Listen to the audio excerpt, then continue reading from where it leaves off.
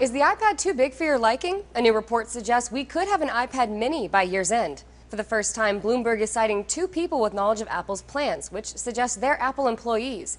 The iPad in question will have a screen between 7 and 8 inches diagonally, but one of the sources says it will not sport the Retina display of the current iPad. CNN wonders if it was just a matter of time. Having watched Samsung and Amazon find a market for cut-rate tablets too small for great apps, Apple might be willing to hold its nose and make one it considers good enough to bear the Apple brand. Since Apple invented the category, it might as well own it all. But GigaOhm points out less screen real estate for the sake of it might not be the best way to go. It's not necessarily clear how much profit Apple could squeeze from a device that would basically be hobbled with fewer features.